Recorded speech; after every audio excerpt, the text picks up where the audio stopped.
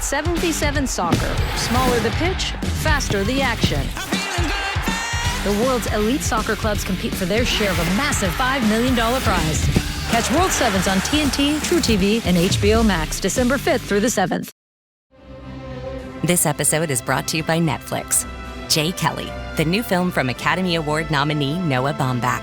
George Clooney stars as an actor confronting his past and present on a journey of self-discovery, alongside Adam Sandler as his devoted manager. Critics are calling it a declaration of love to the chaotic art of filmmaking, with the Wall Street Journal praising it as a transcendent comedy drama. Watch Jay Kelly December 5th, only on Netflix. ¿Hablas español? Sprichst du Deutsch? Kan du norsk? If you used Babbel, you would. Babbel's conversation-based techniques teaches you useful words and phrases to get you speaking quickly about the things you actually talk about in the real world, with lessons handcrafted by over 200 language experts and voiced by real native speakers. Babbel is like having a private tutor in your pocket. Start speaking with Babbel today. Get up to 55% off your Babbel subscription right now at babbel.com/Spotify, spelled BABBEL.com/Spotify. Rules and restrictions may apply.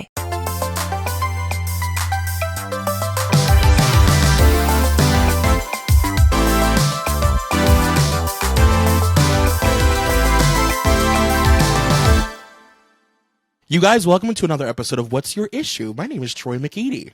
And I'm Dara Lane. Dara, happy Thanksgiving. Oh, thank you. I mean, happy Thanksgiving to you. What are you doing so as we're recording this, it's Wednesday. Thanksgiving is tomorrow. What are you doing? It's Big Wednesday. It is Big Wednesday. It's the alcoholic's favorite day of the year. I did see on Instagram people talking about how that was like a particularly millennial thing, Big Wednesday, of going out with your friends as the biggest drinking day of the year. When you came home from college. What am I doing? Well, this year I'm really excited because I'm not doing Thanksgiving. I hate Thanksgiving. I hate the food. I hate turkey. I hate what it stands for. And it's always just a stressful holiday for me.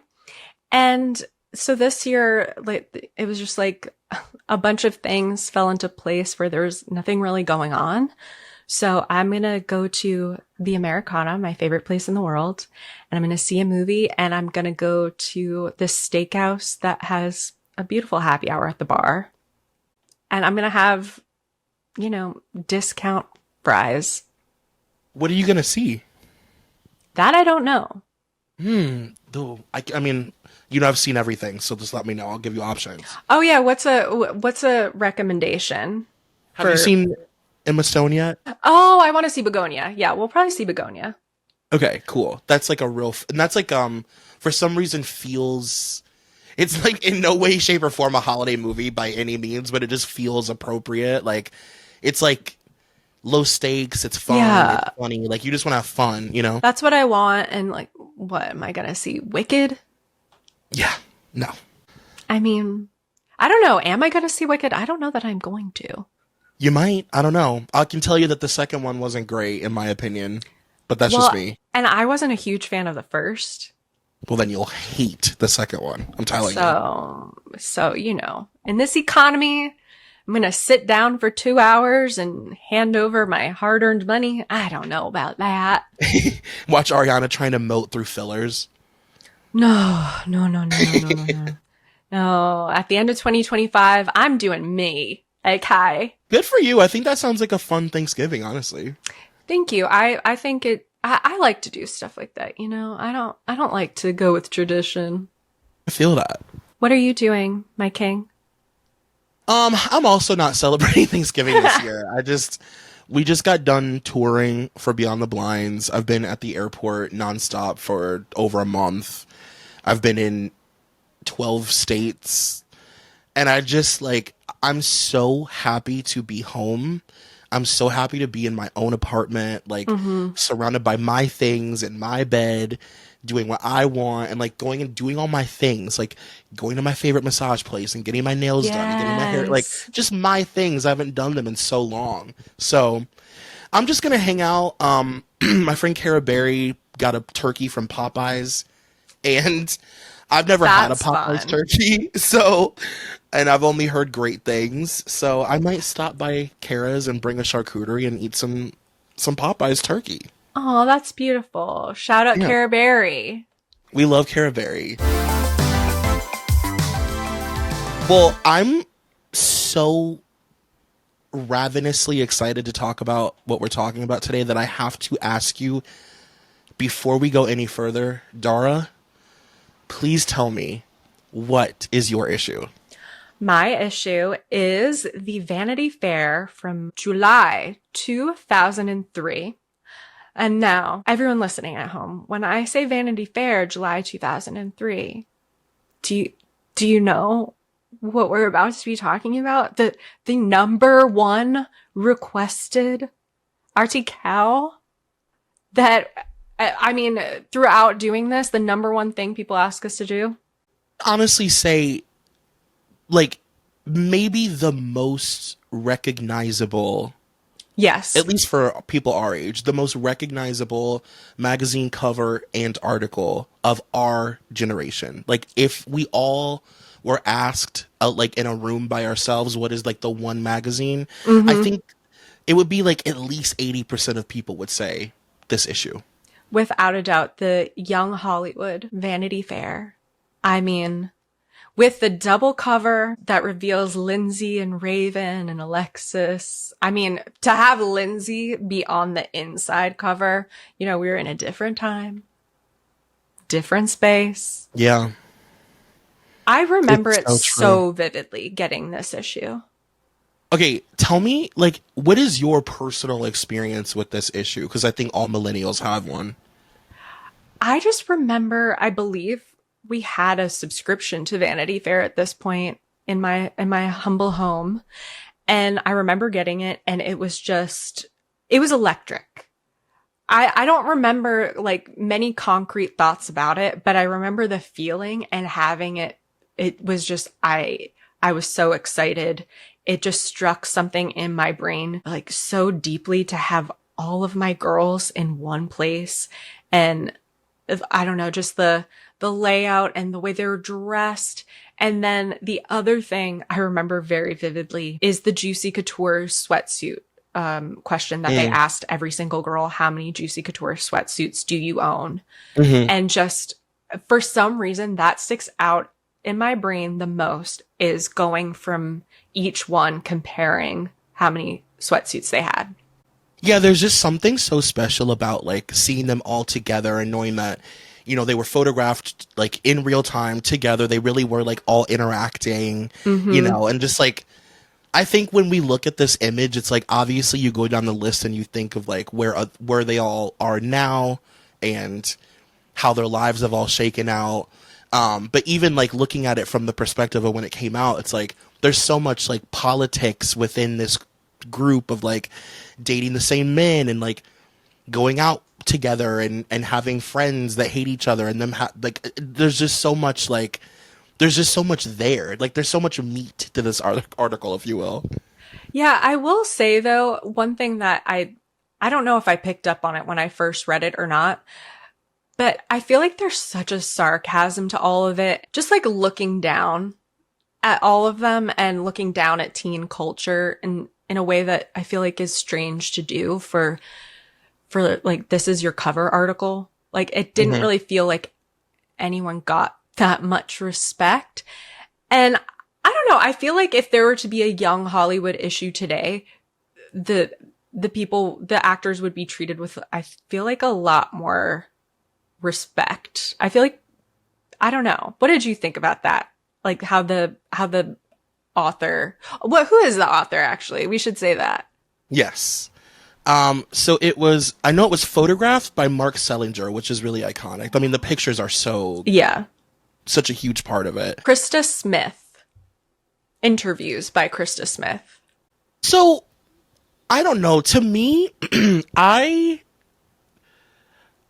do think that there's something in what you're saying, because in the more recent Young Hollywood issue, which features, it's an all male cover, so it's like all of the Hollywood's, like, current leading men, or, like, hot guys, if you will. The article is definitely, like, not as nose up about what they definitely are like more respectful of the subjects, but to me this kind of just came off as like in the way that we kind of analyze Gen Z as being like the new youth.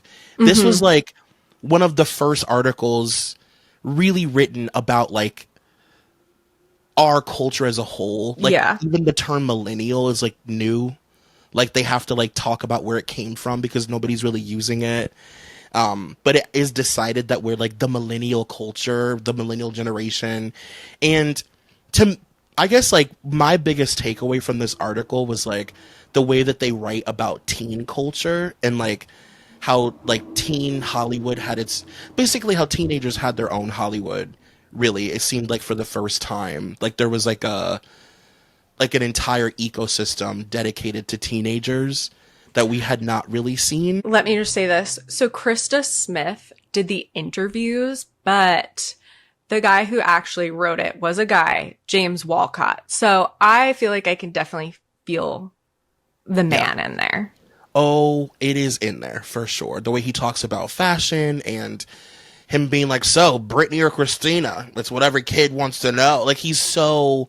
When it's already like kind of, we're not asking that question so much anymore. Yeah, like if it was 2001, it'd be one thing, but 2003, like, yeah, I agree.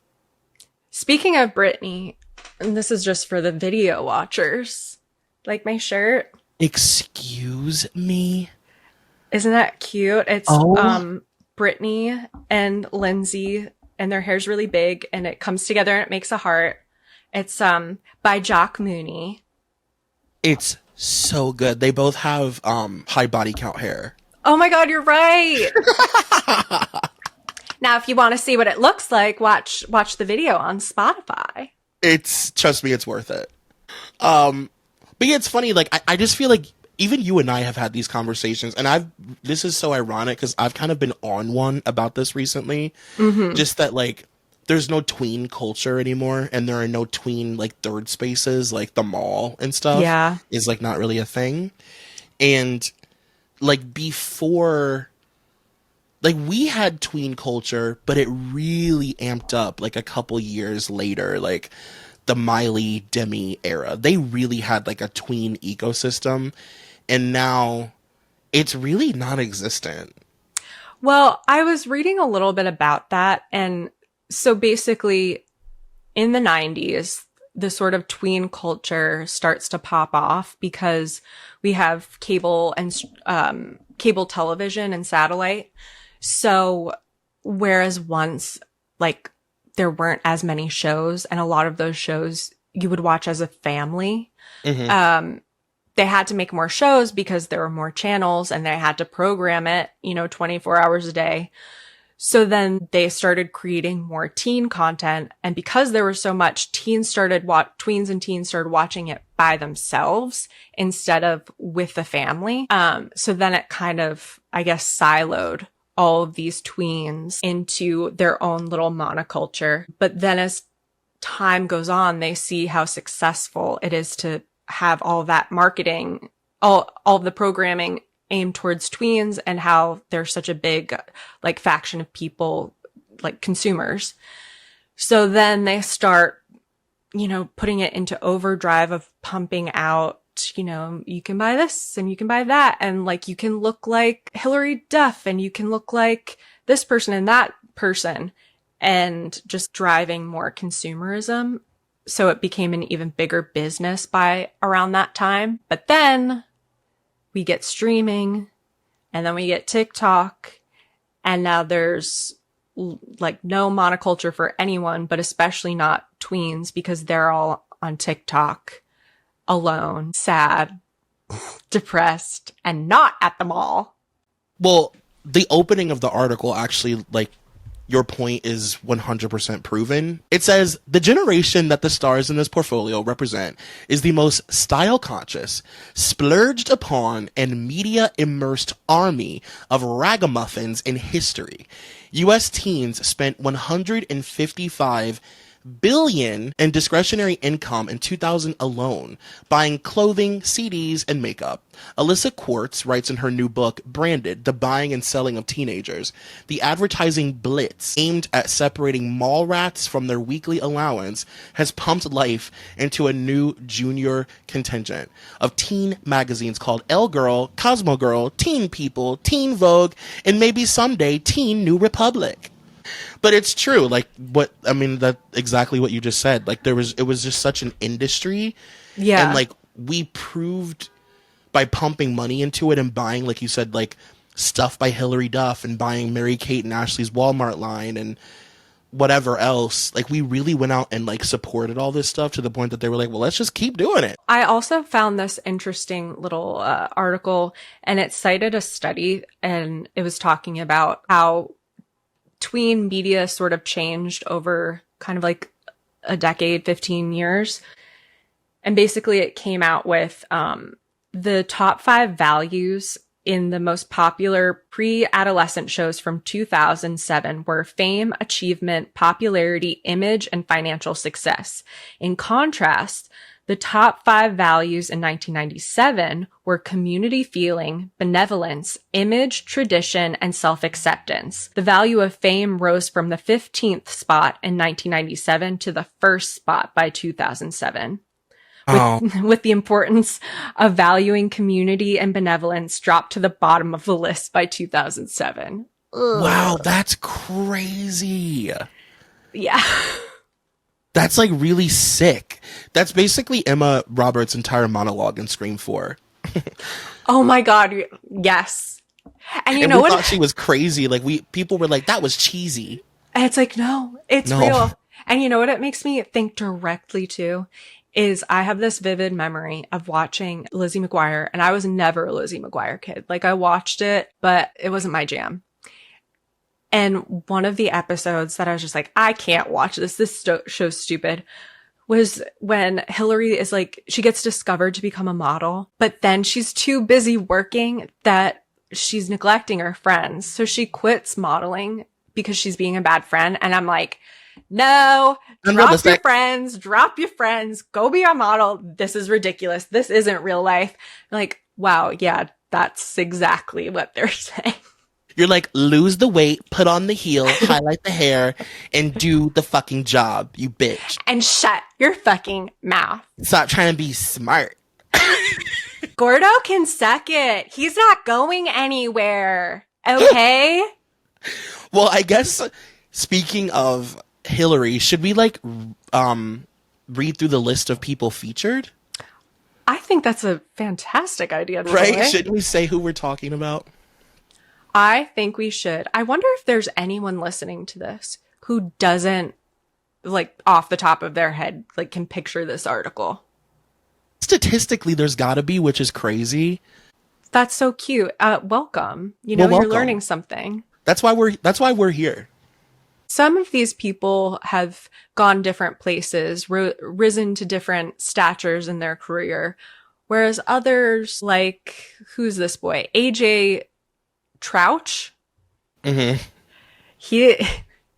He's on the back of the motorcycle. Oh, wow. That's really progressive. They have Emily Van Camp riding in the front of the motorcycle, and they have the boy behind. That's progressive. That's beautiful.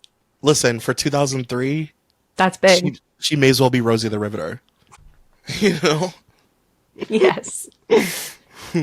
Okay. So we have, in no particular order, Alexis Bledel, Bow Wow, Amanda Bynes, Aaron Carter, Lacey Chabert, Kaylee Cuoco, Hilary Duff, Rupert Grint, Solange Knowles, Shia LaBeouf, Lindsay Lohan, Aaron Meeks, Christina Milian, Mandy Moore, Ashley Olsen, Mary-Kate, Jared Padalecki, Kyla Pratt, Daniel Radcliffe, Raven, Gregory Smith, Evan Rachel Wood, Emma Watson, Milo Ventimiglia, Alexa Vega, now Alexa Penavega, Emily Van Camp, AJ Trouth, and Brittany Snow.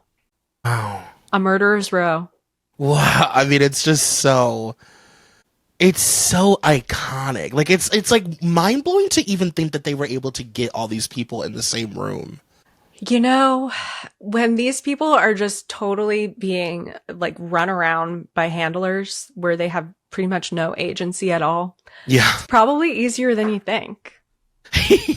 Well, one thing that I did actually really kind of find like really interesting about this article is that even more like they talk about a few boys, like Aaron, like you said, Aaron Carter's there, Bow Wow's there, but it's very clear that this is about like women, and it's about young girls, and it's about how young girls are pumping all of this money into this industry, and it's young girls in the industry that are like at the forefront of these changes. So they say Bend It Like Beckham is a girl power tale, and girl power propels tween teen culture, from Clueless to Buffy to Legally Blonde to the new Charlie's Angels, where cute guys are the reward for a greater, deeper self-realization and chick solidarity. This reverses the post-war trend in movies fueled by the marriage and testosterone and gasoline that gave us Marlon Brando and his motorcycle, James Dean drag racing and Rebel Without a Cause, and high school grads tripping the night fantastic in American Graffiti, where the fates of the American female characters didn't even make the flash-forward epilogue. Girls now seem to have more poise and purchasing power. The Harry Potter mania may seem the exception to the counter trend, but where would the movie be without Emma Watson's bossy boots? In the junior galaxy of girl power, none beckon brighter than its twin stars Mary-Kate and Ashley, whose careers began on the ABC sitcom Full House when they were 9 months old. And then they go on to talk about how like Mary-Kate and Ashley are kind of like branding themselves as like, even within the young Hollywood, like they are the exception. They're the poised, mature, billionaire, like mature beyond their years, young girls that everybody should look up to. I'll never get over that Mary-Kate and Ashley became that. Like, because it's not just because they're child stars. You know, like a lot of them were child stars. Most of them were. And they didn't seem any more like otherworldly mature. But something about those twins, man. They just were born different. They were born different. And I think that they just viewed the world. I think they viewed the world that they existed in a different way. Yeah. They viewed it like in this article, they say that Martha Stewart is their inspiration.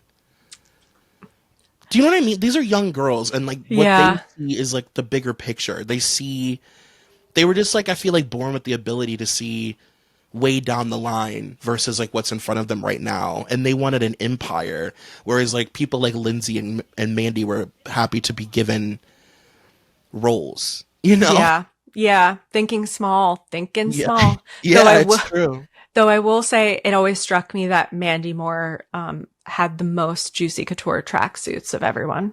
Yeah. Well, it's because she's the only straight person in her whole family. She's surrounded by gays, so it's like duh. That's easily explainable, Dara. I'm sorry. This is why I need you here. I'm a simple woman. You're just a simple woman. Oh, the Mary-Kate and Ashley of it all. They say, I think that this kind of describes them perfectly. They say, for the Olsen twins, sisterhood is super powerful. A pair of sweet 16s, Mary-Kate, her pet peeve is when people eat bananas and make that sound. And Ashley's is when hair gets in her food. They preside all over Dual Star Entertainment Group, which markets a $1 billion line of Mary-Kate and Ashley videos, fashions, plus size too. I clocked that. I was like, okay. He said fat little piggies too. Fat little piggies deserve clothes too. He even has smocks for big girls. Fragrances betting at a namesake magazine. Their net worth has been estimated at $150 million each. Ashley's idols are Drew Barrymore, who returned the admiration by giving them cameos in Charlie's Angels, Oprah, and Martha Stewart.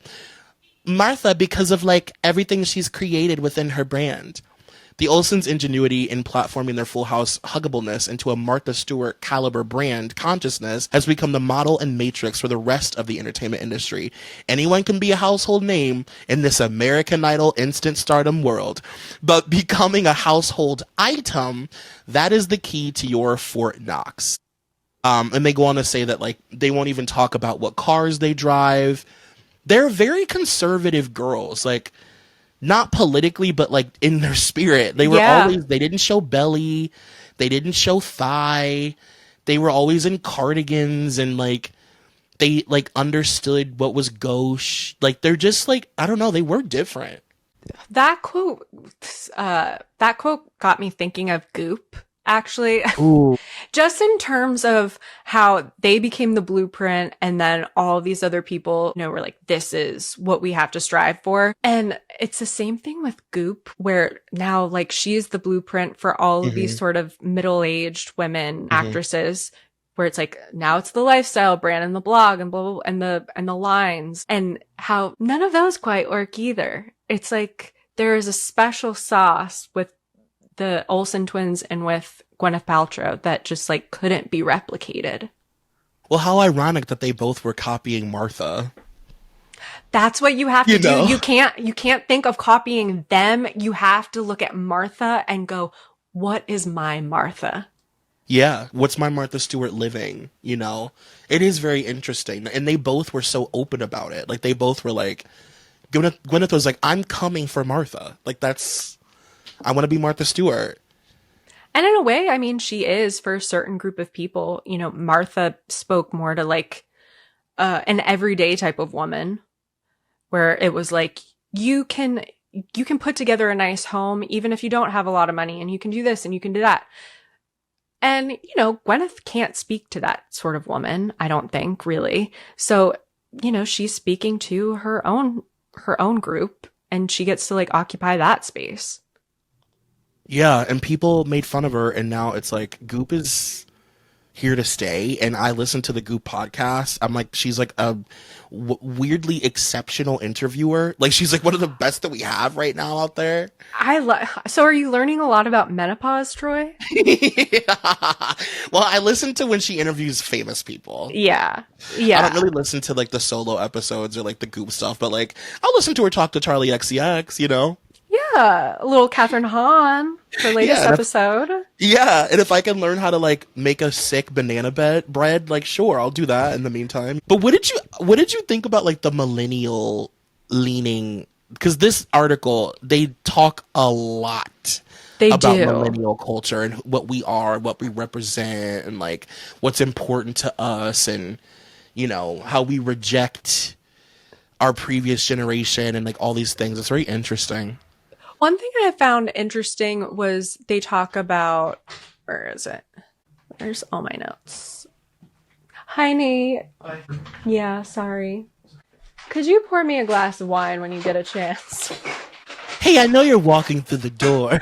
Hey, Troy, he literally has a bag of groceries in his hands. Like, I hear keys jangling. He's like huge bag of, like, this, a backpack on his back. He might as well be holding, like, a 2-year-old and a 3-year-old. Just, like, and I'm like, can you put that down? Yeah. I need tended too. Help, I've been alone all day. Your hand's been cupped waiting for the glass to go in it for hours. Where is it? I don't know what to do.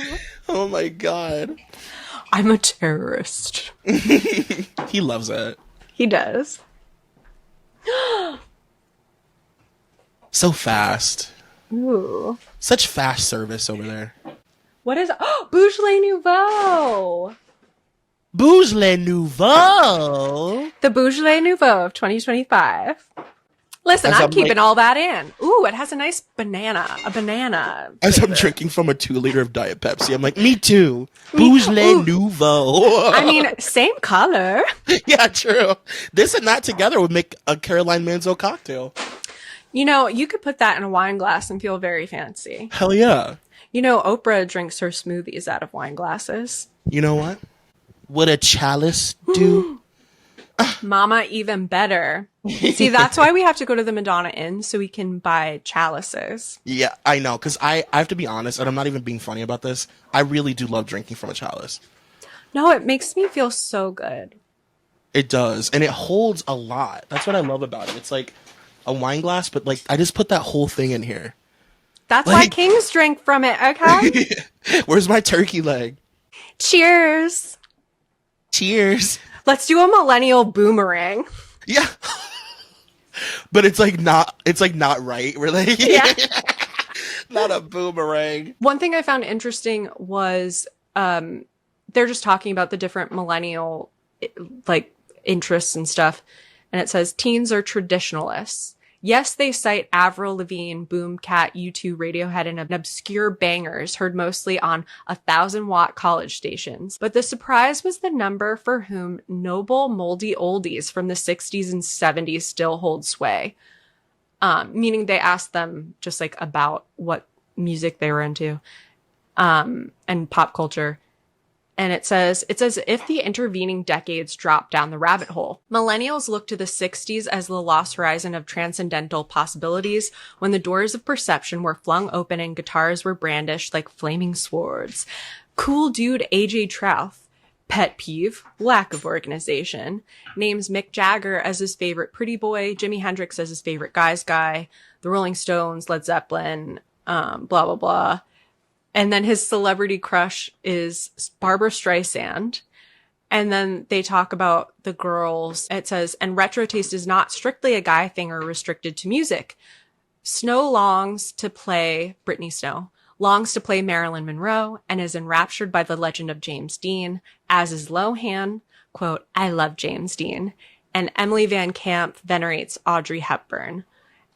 And I mean, yeah, I remember being a middle schooler, a high schooler, and we were all obsessed with like 60s and like we were into oldies. And of course, obviously like Marilyn Monroe and Audrey Hepburn and stuff.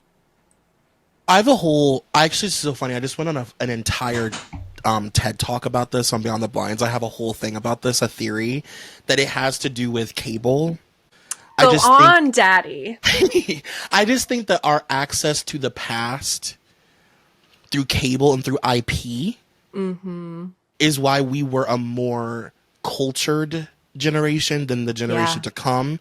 Because I think receiving the past from the internet is too much. Like YouTube, it's too much. But like having Nick at Night or even like Cartoon Network and Nickelodeon where they have all this old IP, like I would watch like Josie and the Pussycats from the 60s and Scooby-Doo from the 70s. And I just watched it because it was on TV and I watched it religiously. Like there was no like discernment between that, what was like modern and new and old. Like I just watched TV, you know? Also because we didn't have streaming and, you know, to like listen to whatever you wanted, you had to have a CD player or this or that, and you had to have the CD. So you're listening to the radio. And if you're in the car with your parents, you're listening to oldies with them. You know, what's interesting, and it kind of makes me sad for parents today, is I feel like it must have been so cool for our parents. Like, and I think this only, like applies to our generation of parents, is that their kids were often watching the same shows that they watched as kids. Yes. And listening to a lot of the same, like you could put on oldies and your kids love the Beatles as much as you do. Exactly. And you could share in that in a way, like it was so much more normal, I feel like, to show your kids media that you used to watch and them totally like take it in and enjoy it. Whereas today, like I bet I'm sure there are some kids, but I bet as a parent, you really have to take a concerted effort to show your kids the stuff that you liked as a kid and have them enjoy it and not be bored by it. I think that you're spot on because like, and that's why I'm not having children. Well, no, like literally everything that I like is because of my mom or my grandmother, like horror. Same. Madonna. I mean, everything that like kind of makes me who I am is because somebody older than me told me that I would like it when I was younger. And then I was able to engage with it in a way that felt, it's like, because we had like MTV and it's like, well, yeah, I already know Madonna from MTV, but I didn't know 80s Madonna from MTV. I knew 90s Madonna. So it's like, it was easy to just slide into that and just like, all of a sudden you're in it. And like you said, you're like enjoying it in the same way that your parents are because you're all getting it from the same place. Yeah. This was interesting. Where they say, what? Hold on. Can you just read that? Yeah. Thank you so much. Mine is not I'm perfect. happy. Listen, I was a bitch who loved to read in class, so never hesitate to throw it to me. The quote is, born in the 80s, the fuzzy peaches in this gathering are members of the cohort Strauss and Ho celebrate in their book as the millennials. Quote, first wave millennials are riding a powerful crest of protective concern dating about to the early 1980s over the American childhood environment. They are the hope of whatever future the Bush administration manages to leave unwrecked.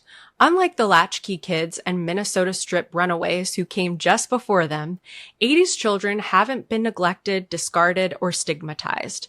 They've been buttered with acceptance since the first blink of light. As a result, quote, the millennials show every sign of being a generation of trends toward improved education and healthcare, strengthening families, more adult affection and protection, and a rising sense that youths need a national mission. End quote. I forgot that we used to be considered like the coddled generation. Where everybody gets a trophy. Everybody gets a trophy. Everybody gets a cookie. You can't tell anybody that and it's like, what? And that was like, I don't know. That was never truly the case. Just because, we're not boomers who were all abused in any manner. Yeah. Of horrors. Just because we're not that, and just because our parents gave us babysitters instead of just a TV for 6 hours after school, doesn't mean we're getting everything. Yeah, like just because I was not allowed to play with a bag on my head or try liquor, I don't think that I was like coddled. Like I just had never, even when that was a thing, when we were teenagers and older people would say, you guys are all just so used to getting everything you want. I'm like, we just lived through 9/11. What are you talking about? Katrina, the economic crash, like we graduated college during the worst financial time of our lives. Like I just never felt that. And I also, whenever I would hear that, I would think like in my sphere, it wasn't, I took it literally, I guess, but it's not everybody gets a trophy. Like there were so many parts of my life where it was competing against someone else. It was competing for, roles in the school play, or if you're going to get on a team. Like, sure, there were areas where everybody gets on the team, but then there were some types of, like, when you're younger, it's like, okay, they're going to place you somewhere. But I remember when I tried out for basketball, everyone got on a team, but I got on the team where people, we're just pretty much playing in the background, like, like with ourselves. Like we're basically just playing with ourselves.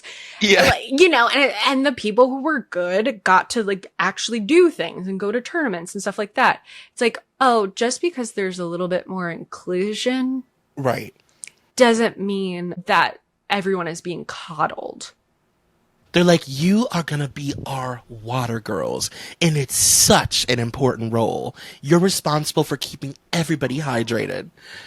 And then when you're in that role, you look around and you're like, this is bullshit. I'm like, you're not dumb, honestly. And it ended up being the worst thing that ever could have happened to us, because the one thing where we were, I guess, coddled and told our dreams could come true if we just worked hard and got into college. That was the biggest joke of all. And it ruined all of our lives. I know. And it's interesting and like you said earlier, this is obviously from a man's perspective, but it's interesting to hear this guy write about these young girls that have these business ventures, and like, it's kind of being talked about as trivial. Mm-hmm. When like, this is what we really were like this mixed with what later came to be like blog culture and, like the Perez Hilton of it all. Like the combination of those things where it's like, you can like be famous for just having a cool personality, and it can lead to like product lines and things like that. And then also you can just like have a job that's like on a laptop. Like it was like these little things, these little markers that kind of like filled in our ideas of what our futures could be outside of what we were told that they should be. Like, because we were told that if you get that piece of paper, then you'll be happy and you'll make money and be successful. And that wasn't true. So we had to like pivot. you know, and like kind of like figure out this like outside of the regular workforce thing. And it's just funny, like I think it's really cool reading this, that like Hilary Duff had like $1 billion industry behind her, and that she like as a young girl was like, I know that I'm gonna ride this Lizzie McGuire thing as hard as I can until the wheels fall off. But he like talks down, like he talks about it like it's like a joke. And that's what I got the sense in this article that I didn't really like. And, you know, they're not talking to the Paris Hiltons and stuff, which you can already sort of feel the sort of backlash in that. I feel like the way they're talking, they mention her, but then also I think even bringing up the Juicy Couture, where like Evan Rachel Wood and Alexis Bledel are like, I don't own any, like what even are those, like trying to be too cool. Dara. So that pissed me off so bad. And Troy, I remember so vividly reading this magazine and getting to that part and going, fuck you. Yeah. How dare you? It sticks in my mind to this day. And I was a big Juicy head, of course. Well, you know that I was fully triggered by the Brittany section of this article. You know it killed me. Let's talk about it, baby. So for those of you who are too young to know, the way that pop stars are marketed now is so different than how they were marketed back then. Lou Pearlman really created a toxicity in the pop world that was so unnecessary, but it did make us ravenous and like feverish and like wildly supportive. And that's why we 20 years later still ride for our girls in a way that I feel like Gen Z just like doesn't. Like it's kind of unhinged how we ride for these people. Oh, and you think it's different from how Gen Z is with their pop girlies? Yeah, I think that they're more willing to drop them. Like, I think that they're more willing to be like, she flopped, flop album, she's done. Whereas, like, these, like, they could do no wrong. That's a great point. Yeah, it would be like, okay, I don't really like this one as much, but like, when's the next, like, on to the next. Right, like, I love rock and roll, but, like, I know a good single's coming after. Like, I'm not gonna abandon this person that I love because they have done something or wore something or said something that I didn't like, you know? Wow, that's such a great point, Troy. I did not really consider that. Yeah, and it's toxic. I mean, it's based in toxicity. It was like, you know, we were being manipulated into thinking that we couldn't like both, and we all secretly liked them all, but we like publicly had to like choose a side. Yeah, it was like West Side Story. Like you had to like have your like, you know, little knife protecting your girl or whatever. So in this article, because it's, you know, 2003, it's Britney versus Christina, and you're either on Team Britney or you're Team Christina, and like they go through and ask all of these young Hollywood people, Team Britney or Team Christina, and the answers are so weird. It's such a crazy question to ask people too, because Christina and Britney are essentially their peers. They're like a half a generation older than them.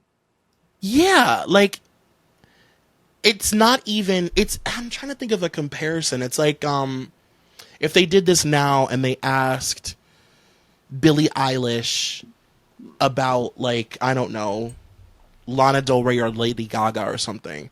Yeah. Those women are like 10 years her senior or more. But this is like so weird. Like it's like a weird like, but they say Britney rules, but barely. In the battle of the royal belly buttons, Britney beats out Christina Aguilera, though a number of music lovers paid homage to Christina's vocal chops. Her recent Slutsky image makeover for Stripped seems to have caused her valuable support, though few in our survey wish to go on record. I have strong feelings about that, said one teen star before clamming. Typical of Alexa Vega, who loves Christina's voice, but thinks Britney is more humble. Similarly, the multifaceted and engaging Bow Wow, whose pet peeve is people who touch his stuff, cited Christina for the voice, but both of them for that body. Okay. So finally, someone said it. Raven dodged the issue by answering, Christina Spears. Some found third alternatives to this either-or proposition. Lacey opted for Jessica Simpson. Evan Rachel Wood, whose pet peeve is people that do things because they think they should do them. A lot of the kids in here don't really know what a pet peeve is. Like, fake people is not a pet peeve. That's not a pet peeve, babe. Sorry, babe. Like, being lied to. Like, that's not really a pet peeve. That's a bad thing in general. It's like, being killed is my pet peeve. Like, I hate that. I hate being murdered. Whose performance in the film 13 is getting buzzy advance notice. She went for Alanis Morissette. Pick me. And Shia LaBeouf invoked a sacred name of Eric Clapton. Go fuck yourself. Fuck you. But it says, given the jumble, how can we judge Brittany the winner? Because those who chose Brittany did so with firm conviction and without a flicker of hesitation. And it was telling of which teen selected her. The ones who are not just talents, but brands, such as Hilary Duff. She said Brittany all the way. They say the reason that they think that the Olsens chose her is because Brittany has done a better job of protecting her brand than Christina, who mucked it up with her public image by getting all weird and nasty. I hate everybody, man. It says to millennials, well, they say that she ripped a page from Madonna's career, and they say to millennials, transgression is so last generation. Like, so weird. Such a weird part of the article. So another person, Alexis Bledel, I remember walking away from this and really not liking her. Yeah, same. And her Brittany or Christina is Alicia Keys. And then I will also say this. So at the very end of the article, there's a pop quiz section, and it just has every person they talk to and all the little questions they ask them. And Mary-Kate Olsen, they asked her favorite pretty boy, Heath Ledger. Mary-Kate said that? Doris, Troy, I literally just saw it. I literally just drilled down on it. Read that and didn't put that together? Oh my God. I know. I have to be honest with you.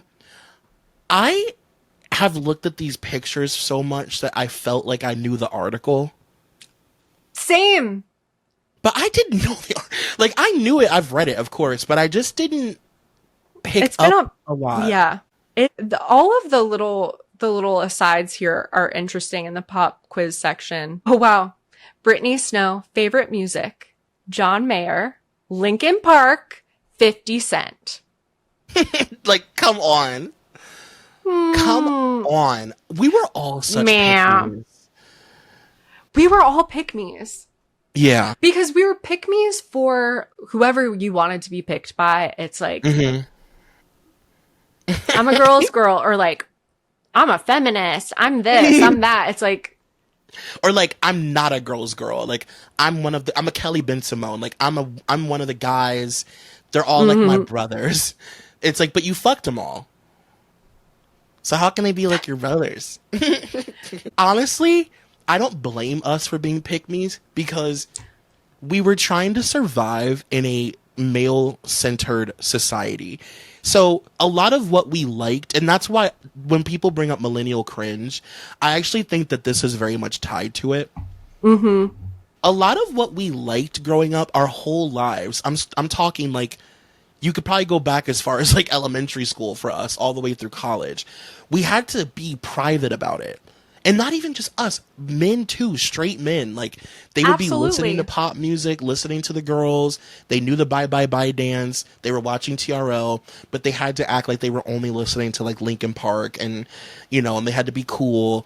We were all white knuckling it in this society that really didn't do anything but oppress all of us. Yes. But like, everything was centered around men. And it was like, if boys think it's lame, then it's lame, and you can't like it, and you'll get made fun of. If the worst arbiters of taste don't like something, then you're screwed. Yeah, literally.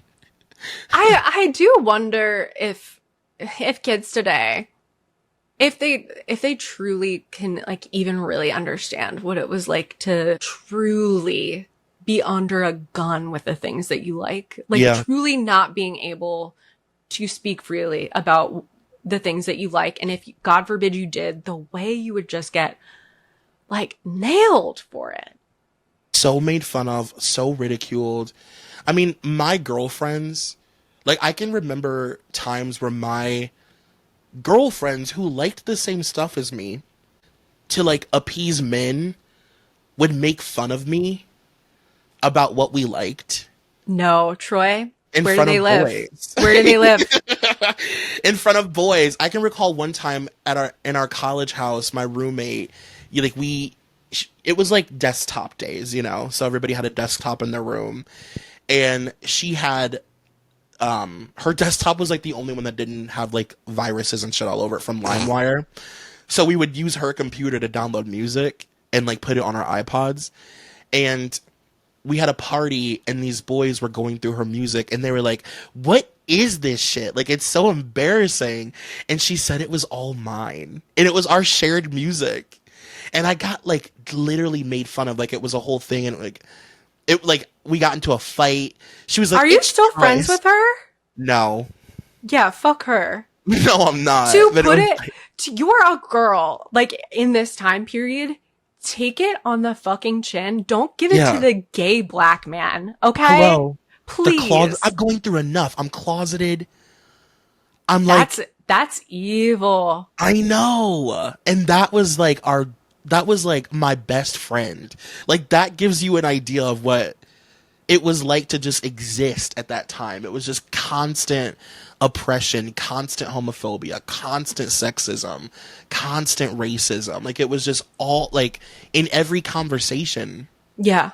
And like, the way it permeated just daily life. You would think, oh, like, sure, you had a couple bad experiences here and there. It's like, no, I would say even in the early 2010s, like 2013, I remember battling to the death over just liking reality shows. Oh my God. And the amount of times I would constantly have to defend myself. And I would say for me, by college, I was very much just like, I don't care. I like what I like. Mm-hmm. And like, I will, I like being argumentative. I would be like, I'm going to defend my position on this. Totally. But up until I would say like 2016, 2017, maybe later, the way I had to constantly defend just liking reality shows. And that's what it was. It was even worse when we were kids, and it was every single thing. It was music. It was TV shows. It was everything you had to constantly defend. And boys never did. Never. Like, anything male-centered, anything male-centric, it was like the norm. And then anything around that was trivial, lowbrow, trashy, embarrassing. What do they call it? Guilty pleasure. Like, it's like, actually, that's just the music and television and shit that I like. Like, why is everything I like a guilty pleasure, but you can spend thousands of dollars a year to go watch men jump on each other on a field, and it's like not a guilty pleasure?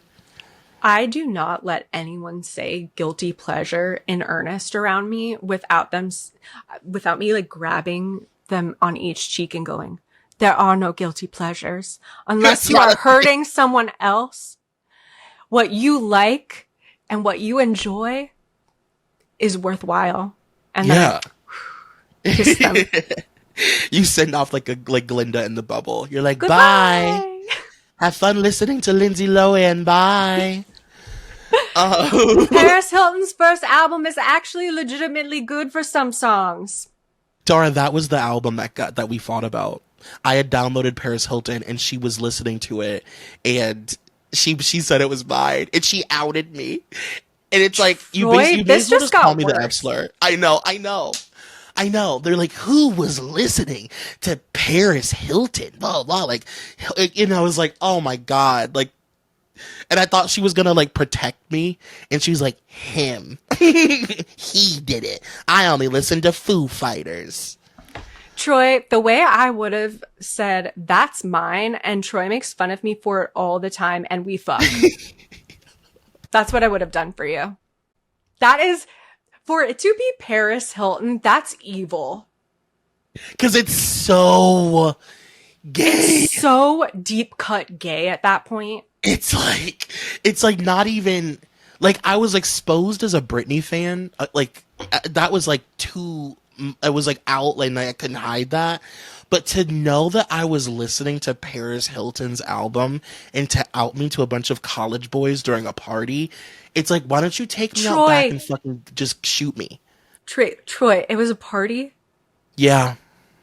We were drunk and it was a big party.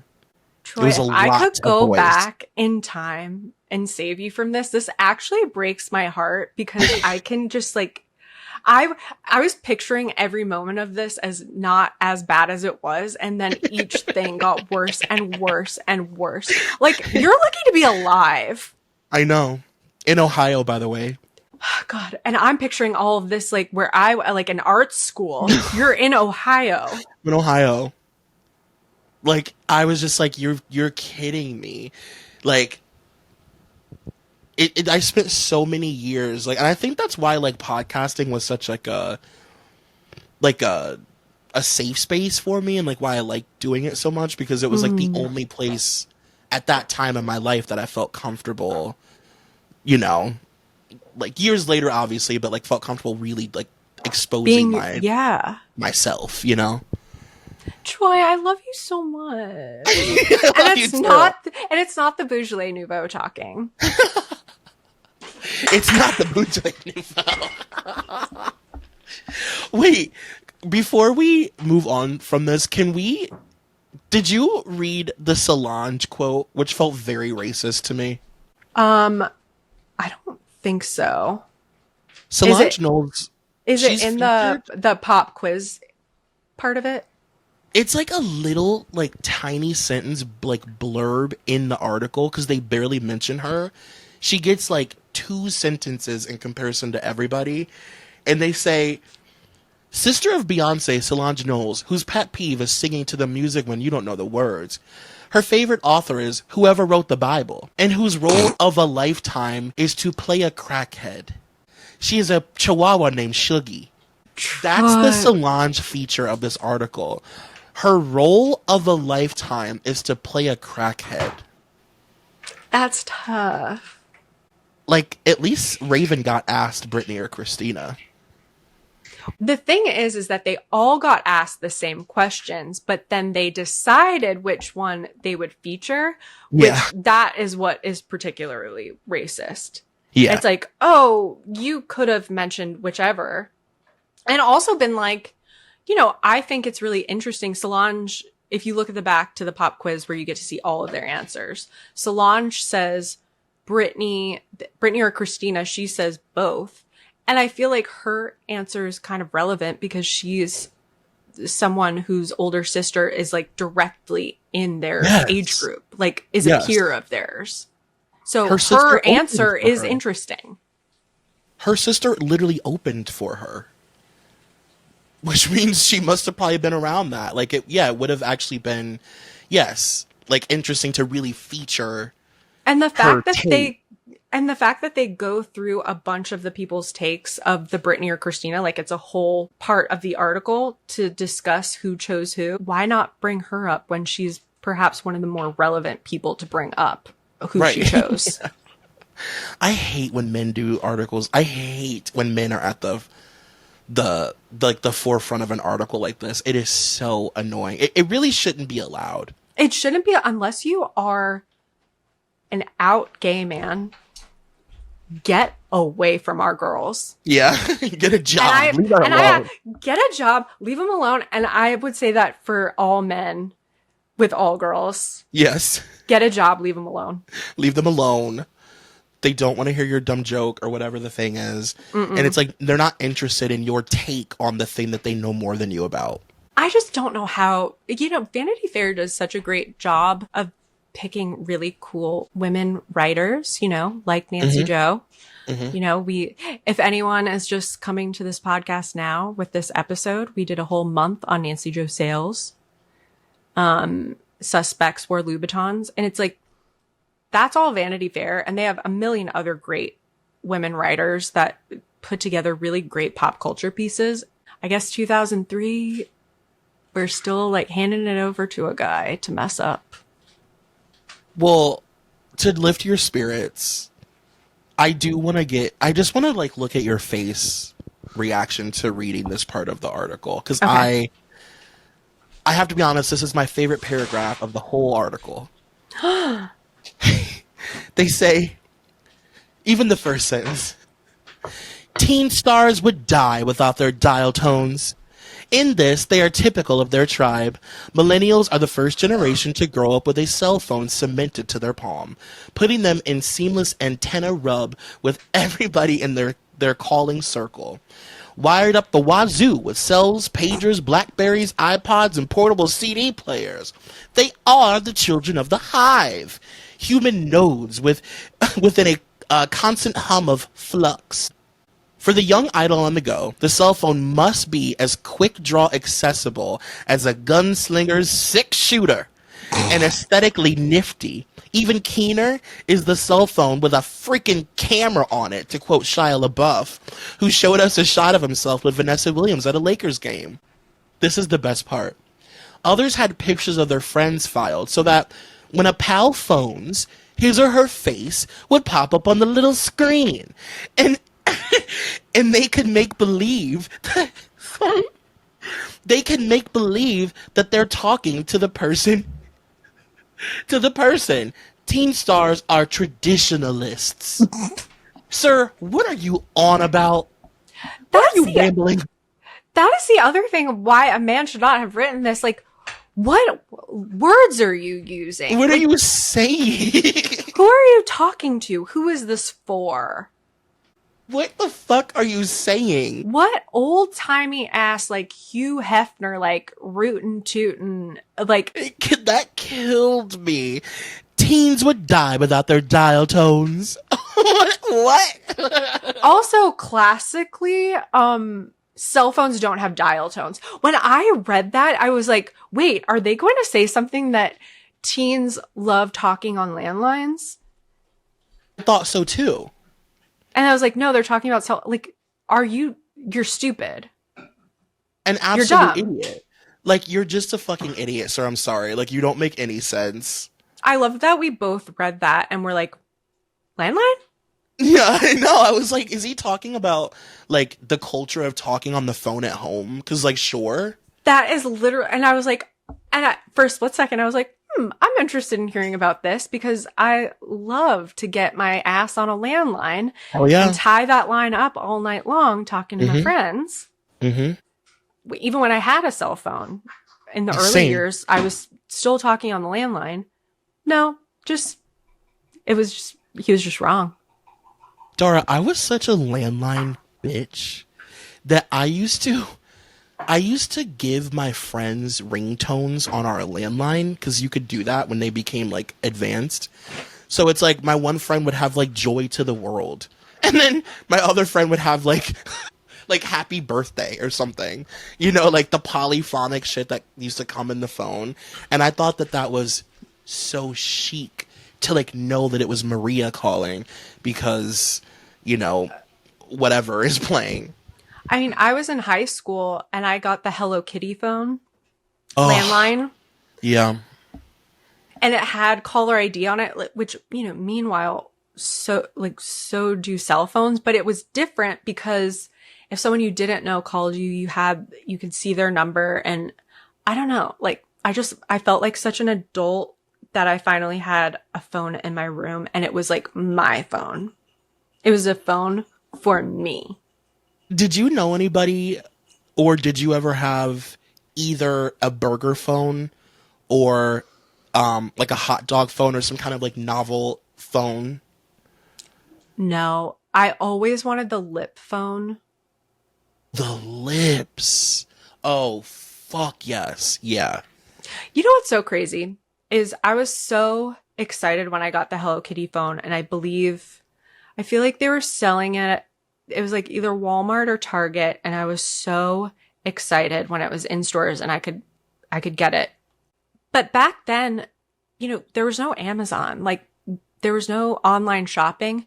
So today, if I was a teen, I could easily be like, I want a lip phone and it's going to cost me $15 to get it. Yeah. It'll be here tomorrow. And it'll be here tomorrow. Yeah. Instead, I was like, I wish I could get one of those, but it's only in this one Delia's catalog. And it's, my mom's not going to put her credit card on over the phone. So Yeah. I guess that's over for me. Unless I find it in a store. Payments. Yeah. Unless I see it in a store somewhere, this just will never be mine. Yeah. It's like, unless they have it at like Spencer's or like Gadzooks or some shit, yeah, you're not going to be getting that. But I definitely remember just like the cool girlies had like weird phones. Like my friend Lexi had we used to call it her bonus room, but she had like a Regina George bedroom because her parents were super rich and she was my best friend. So I spent all my teenage years at her house, and she had a big giant bedroom with like a walk-in bathroom and all this stuff. But then she had another room that connected to her room, and it was stairs that led down to, what are those rooms called that where it's surrounded by the stairs? Like it's a dwelling on the ground and then there's stairs. You know what I'm talking about? A rich person room? It's like, it's flat and then there are like levels surrounding it. Like it's like a Don Draper kind of vibe. Like we called it her she had 2 bedrooms. She like had a loft? Like a reverse loft? A loft style room for sure. And God, it was just my full dream of was like to have a video loft. games and shit. Troy. It was so chic. But she had really cool home phones. So she had the clear, like see-through phone that had all like the wires in it. My cousin had that and I was so jealous of it. Oh my God, that was so fucking cool. Didn't also Clarissa from Clarissa Explains It All, didn't she have a clear phone? Yes. I think she may have popularized it, honestly. Yeah, my older cousin had that and I was like, damn. Yeah. That's for big girls. Yeah. You're talking in style, babe. Troy, we've been going. We have been going. I feel like, is there anything that we missed that you wanted to talk about or that we skipped? I mean, I feel like no. Yeah, I think we covered it all. I guess the last thing that I will say is like these pictures are like we insane. didn't even oh my God, we're terrorists. We didn't even talk about the pictures. Oh, we gotta talk about the pictures, the pillow fight. I mean, I think the cover is pretty like, if you're on like, early 2000s, like girly pop internet, like you definitely come across that cover a lot. But the pictures in the magazine, I definitely don't see as often. Oh, I always loved the Olsen twin picture. Oh, It's you know so what good. really hit me so hard was always Mary Kate's little side swept bang. Yeah. We need to bring that back. Like, I look really good with a side swept bang. I love a side swept bang. I think it's chic. I do too. And, listen, I need to cover up this huge forehead somehow. See, like, that's chic to me. Right? Yeah. I like it. Like really teased up and like. Mm-hmm. And like with like a pin, like a cute clip right here. Oh, I just like will never get over that style. That was my bread and butter, baby. It's everything. But it just has such a beautiful swoop here. And I love this color of hair on Mary Kate, this sort of auburn era. Yes. Because this is such a pivotal time for Mary Kate and Ashley, because they had like kind of discovered their own personal style. Mm-hmm. And like this picture really, really represents it. Like Ashley is girly, a little bit more conservative. She's classic. And then Mary Kate is the rocker. She's got her jeans unbuttoned. She's wearing these cool vintage, this like vintage denim, a black tank, and she's got her bra strap showing. I love the bra straps hanging down. Like that is nothing feels more, I feel like middle school, high school than bra straps on the shoulder that you just, for sure, I just can't keep them up. But it's also, like sexy for some reason. It's sexy, and it's also, it's like, it's like, yeah, I'm wearing a bra. Yeah. There's tits under here. Huh. And yeah, it's teal. Okay. Whatever. Personally, I know I'm not alone in this, but those pillow fight pictures. Oh. Mwah, just like the staging of it, and that they were able to capture everybody is like in motion, but they look so good. I'm wondering how it was actually put together. Like, I know they were definitely there together, but I feel like Lindsay is probably not in the same place as them. For sure. To me, it looks like Hillary and Evan are together. Yeah. Lindsay's doing her own thing. But I could also see a world where they're not. I think they're together because they're playing off of each other in a way. It looks like they are like aware of each other's presence. And it would be really hard to match up the tufts of the background. Exactly. The square tufting. Yeah. Is that interesting to anyone? Is that a thing or whatever? Oh my God. Yeah, the picture with Christina Milian and Lacey being like trying to brood. Why is Christina dressed like a baddie? Why is she dressed like a girl from Bad Girls Club and everybody else is like in like the new back to school looks from JCPenney? Well, the only other person who is also dressed like that is Kaylee Cuoco, who is, I mean, you could walk outside and see any manner of girls in Silver Lake, like 25-year-olds in this outfit. Yeah. During the summer. For sure. Absolutely. I love it. It really is, though, giving like back to school. It has like a Penny's catalog kind of vibe. I love the Alexa Vega and Kyla Pratt picture. Oh, me too. I love that one. Her outfit, that was my vibe in like late middle school, early high school.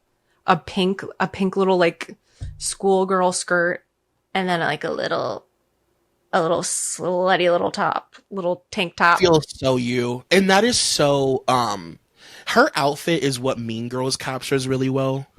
Right? Like that is styling. So true. That is so true. Where it's like it's preppy, it's like in preppy in its original form. Preppy has gone on to become all these weird things. Yeah. But like that is classic preppy, girly, feminine, you know, it's like the tan white girl's uniform. Mm-hmm. I will say I really, really, really love Alexa and Amanda together. They're like hanging from, was that supposed to be like a trapeze? Yeah. Or something? That's like covered in tape.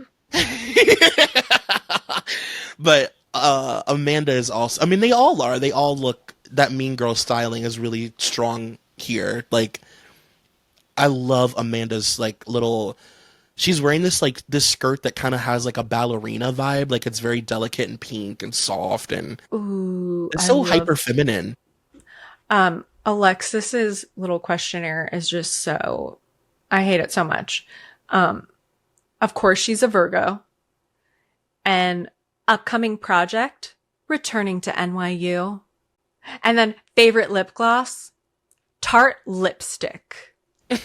She's like chapstick, original brand, unscented. No whimsy. Shut up.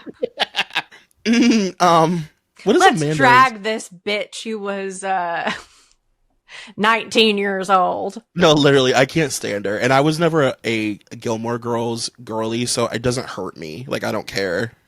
Well, when she ended up marrying that guy from Mad Men, who's like a total weirdo, I was like, yeah, that checks out. Now, I know that we now rebuke him, but were you a Shia girl? No. Okay. Because what was it called? Transformers?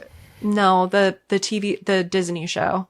Ren and Stimpy. The girl's name was Ren. Even Stevens. Hello. I was a huge Even Stevens head, but the show was very much like Me and My Brother. Mm-hmm. And so, and he like even looks like my brother. So I was just like, no way. And I didn't like a little like squirrely guy. I liked a deeply feminine man. Yeah. I was not necessarily a Shia girl. Like, I was not an Even Stevens head, so I think maybe that had to do with it. He just, like, wasn't really on my radar. But I'm looking back, though, and, like, it's shocking to me that he wasn't, because this was, like, so my, like, type at this time in my life. Really? Like, yeah, like a little, like, American Eagle white boy. Well, here's the thing. He looks very cute in this picture, but if you watch the show, he's so obnoxious. Yeah.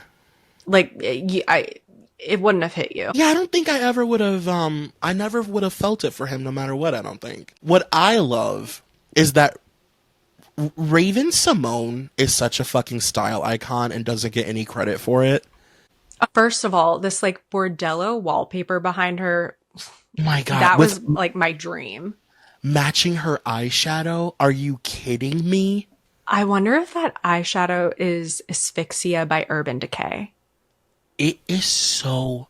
She looks so pretty. Like...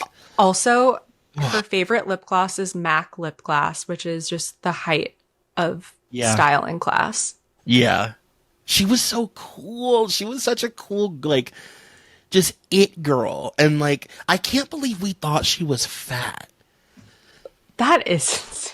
I hate everything. Outrageous. That we thought that girl in this photo, we looked at her and thought she was a little fatty and that, like, she was lucky that they found something for her to wear. Like, that's, like, how people viewed her. God. It's really tough out there, you guys. It is tough, man. Like she is so sexy. Like, her face is just, like, oh, she is piercing the camera. Her eyes. And what I love about her is that she had such a distinct... Like, her wearing, like, a faux fur in this picture makes complete sense. Like, it looks like this outfit was pulled from the Raven... Like, the That's So Raven, like, set.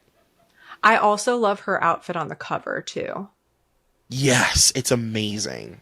Oh, and I will also say, next to Raven is Mandy Moore. And that era of hair on her, the amount of times I almost chopped all of my hair off, thinking that I would do it and look like her. I bet you so many young girls relate to that. Like, oh, God. In reality, she just had, like... She was just one of those girls that was, like, meant to have short hair. Like, it elevated her look so much. And it was so, like, badass that she went short dark at a time when, like, being a blonde little thing was just, like, everything that everybody desired. And she did the total opposite. It's just funny that Christina's way of going the other way was dirty. And for Mandy Moore, it was like, I cut my hair and it's brown. Yeah, I'm an actor now. I will say the styling on the cover, everybody is very, like, what word am I looking for? Mature? Like, yeah. Lindsay looks like she's gonna go pick up her daughter from school because she just got off work. You know what I mean? Yeah. She had to stop at, like, New York and Company before she went home because they had a BOGO on, like, office clothes. Like, she's a mom in that. Yeah, they're definitely trying to be like, no, this is Vanity Fair. Yeah, totally. This is elevated tween. Yes. It's like... It's all designer. Oh my God. This was so fun to revisit. I'm so happy that we did this. Listen, I could even keep talking about it, but... I know. We simply cannot. We do have to stop. But we hope that you guys love this episode. Obviously, you guys have been wanting us to do this magazine for basically since we created the show, and understandable. Totally makes sense. And send us your letters to the editor. Yes. 5-star review. We need some 5-star reviews, to be honest. We, like, really need them, actually. And on Patreon, we're doing full episodes of current issues. So if you want to hear about us talk about current things that are not 20 years old, we're doing that over there. Happy holidays. Happy holidays. If you do that kind of thing. I mean, this will be out like a week after Thanksgiving, well, but I holidays. hope that Hopefully you are still talking to your family when you listen to this. Yeah. Unless you don't like them, and then fuck them. And then fuck them. Hello. We're your family now. Bye.